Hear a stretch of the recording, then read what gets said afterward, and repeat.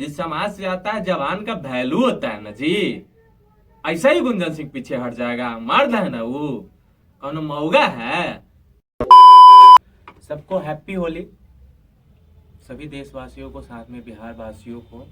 आज होली था और होली सभी लोग मनाए होंगे, अच्छी बात है। लेकिन कल बीजेपी के द्वारा 17 सीटों पे भारतीय जनता पार्टी का जितने भी कैंडिडेट है उसका नाम जारी कर दिया गया है। लेकिन उसमें हम देखे, हमको उम्मीद था कि बड़े भाई पवन सिंह जी का भी नाम आएगा, आरा से लड़ेंगे चुनाव, माँ बाप का वचन दिए हुए हैं, नहीं आया। बेचारा गुंजन सिंह बहुत मेहनत कर रहा था, दो चार को गाली उली दे दिए थे, मतलब उसका कमी बता दिए थे आप लोग को, लेकिन चाहते थे कि टिकट मिल जाए, उसको भी नहीं मिला। नवादा से मिल गया किसी और को। तो आप ये जानना चाहते हैं कि ये लोग निर्दलीय लड़ेंगे कि नहीं लड़ेंगे? तो ये जानना चाहते हैं कि जो बोलते थे कि हमको लड़ना है, ये नहीं आओ, लड़ना तो तय है, चाहे जैसे भी हो लड़ेंगे। तो हम पिछले बार भी बोले थे कि अगर वाकई में अगर उस समाज से गुंजन सिंह आते हैं, अगर अपने पिताजी के हैं, मतलब आई मीन वही हुआ है, तो चुनाव लड़ना चाहिए उनको और अपने दम पे जीतना चाहिए, जितना वो वीर दिखा रहे थे। हम बार बार बोल रहे थे कि हम लोग नचनिया बजनिया, हम में से आते हैं। इंग्लिश में डांसर बोल देता है लोग तो खुश हो जाता है, इंग्लिश में सिंगर बोल देता है तो खुश हो जाता है, लेकिन एक्चुअल में तो ब्यासे न बनी, गायके न बनी। तो जब वही ठेठी भाषा में बोलता है तो लोगों को तकलीफ होता है। तो क्या गुंजन सिंह चुम्मा मांगाऊ मस्टरवा वाला गायक, अपने जवान पे नहीं टिके रहने वाला, लड़कियों के साथ दुष्कर्म करने वाले, कितने लड़कियों का जिंदगी बर्बाद करने वाले, सिंगरों का गाना उठा के गाने वाले, सिंगरों को क्रेडिट नहीं देने वाले, हर मैरिज हॉल में बदतमीजी करने के कारण पिटाने वाले गुंजन सिंह निर्दलीय लड़ेंगे चुनाव? जानना चाहता है भोजपुरी इंडस्ट्री और बिहार के जनता। उम्मीद जताया हुआ है कि गुंजन सिंह निर्दलीय चुनाव लड़े और जीते। जिस समाज से आता है जवान का वैल्यू होता है ना जी। ऐसा ही गुंजन सिंह पीछे हट जाएगा? मर्द है ना वो, कौन मौगा है? तो लड़ेगा। और जानना चाहता है गुंजन सिंह, एक बार लिख के ट्वीट कर दे कि वो लड़ेगा कि नहीं लड़ेगा।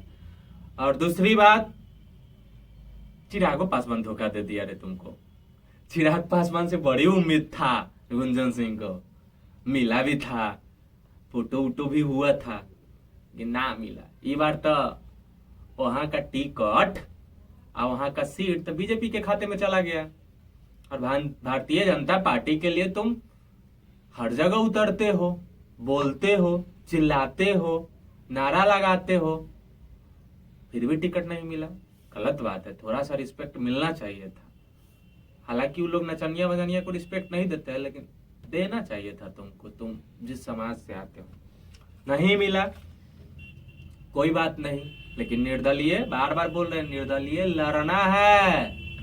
तो फिर कोई बाहर का चुनाव जीत जाएगा। तुम चाहते हो कि नवादा का विकास हो, तुम ही ना बोलते हो कि नवादा का विकास होगा।